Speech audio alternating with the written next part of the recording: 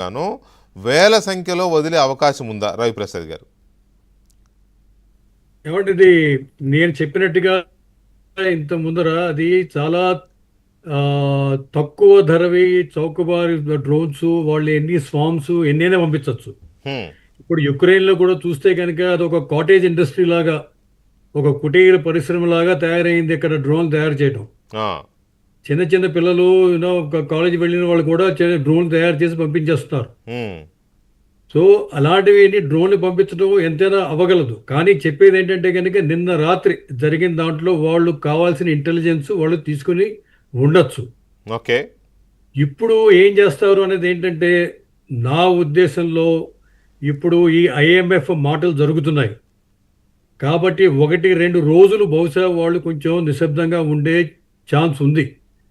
ఎందుకంటే వాళ్ళు ఇచ్చే ఇప్పుడు ఐఎంఎఫ్ వాళ్ళు ఇవ్వాల్సిన వీళ్ళ ఫండ్ ఫండ్ ఇప్పుడు వీళ్ళు యుద్ధంలో పెట్టేస్తారా అని చెప్పేసి ఒకటి ఉంటుంది. కాబట్టి మన ఇంటర్నేషనల్ బోర్డర్లో అంటే పంజాబ్ నుంచి ఇప్పుడు మన గుజరాత్ దాకా అక్కడ బహుశా వాళ్ళు ఏం చేసినా చేయకపోయినా కానీ కశ్మీర్లో మటుకు లైన్ ఆఫ్ కంట్రోల్లో వాళ్ళ కాల్పులు జరుపుతూనే ఉంటారు.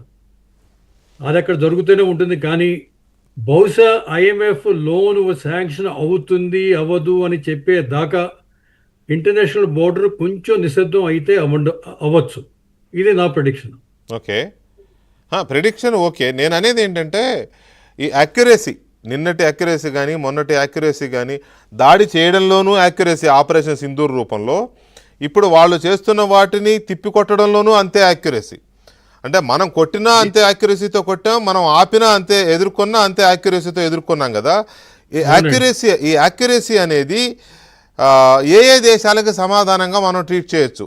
ఒకటి, మన పొరుగునే ఉండి పాకిస్తాన్ ద్వారానో లేదా ఇంకో రూపంలోనో కవ్విస్తూ అప్పుడప్పుడు కవ్వించే చైనాకి ఒక సమాధానం, లేకపోతే నేను ప్రపంచంలోనే ఒక పెద్దానని అని విర్రవీగే అమెరికాకు ఒక లెసన్, లేకపోతే ఒక సమాధానం, పక్కనున్న పాకిస్తాన్కి ఎలాగో ఒక సమాధానమే.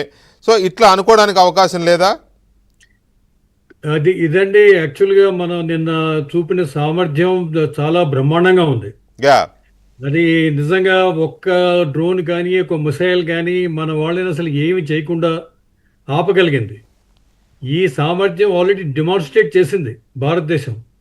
అది కాకుండా ఎక్సెప్ట్ ఫర్ S-400 తక్కినవన్నీ కూడా మన ఆత్మనిర్భరత కింద మన మేడ్ ఇన్ ఇండియా ఆకాశ్ ఒకటి ప్లస్ మన పంపించిన డ్రోన్స్ కానీ అవి కూడా అవన్నీ మన దేశంలో తయారు చేసినవి. మన బ్రహ్మాస్ కానీ బ్రహ్మోస్ బహుశా మనం పంపించి ఉండకపోవచ్చు అంటే, కానీ చెప్పేది ఏంటంటే కానీ మన చేసినవన్నీ కూడా అవన్నీ మన మేక్ ఇన్ ఇండియా. బ్రహ్మోస్ కూడా of course make in India. So మన సామర్థ్యం అందరికీ గుర్తు వచ్చేలా ఇది తప్పకుండా మనం ఒక డెమాన్స్ట్రేషన్ ఇచ్చాం. అది కాకుండా చాలా ప్రెసిషన్ సిస్టమ్. ప్రెసిషన్ అంటే కనుక అసలు పక్క కోలేటరల్ డ్యామేజ్ లేకుండా ఎవరినైతే కొట్టాలో, ఏదైతే మనం డిస్ట్రాయ్ చేయాలో దాన్ని మటుక్కే మనం చేసి, మీరు చూస్తే కనుక వీడియోలో వాటిల్లో ఆశ్చర్యపోయి ఉంటారు. ఆ మస్జిద్ ఏదైతే మనం చేయాలనుకున్న బహావల్పూర్లో కానీ లేకపోతే మురిద్గిలో కానీ ఆ ఒక్క బిల్డింగ్లు లేకపోతే ఏదైతే బిల్డింగ్లు మనం కనుక దాన్ని టార్గెట్ చేద్దాం అవే అయ్యాయి.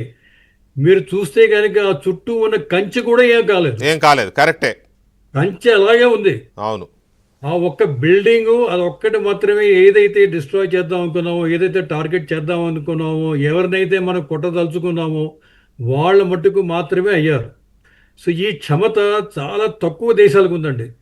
అసలు పాయింట్ బ్లాంక్లో శ్రీనివాసరావు గారు పాయింట్ బ్లాంక్లో గన్ పెట్టి వాళ్ళు పహల్గాంలో ఎలాగైతే మన వాళ్ళని నువ్వు హిందువా ముస్లింవా అని వెతికి ప్యాంట్ ఇప్పది చూసి హిందూ అని కన్ఫర్మ్ చేసుకుని హిందూ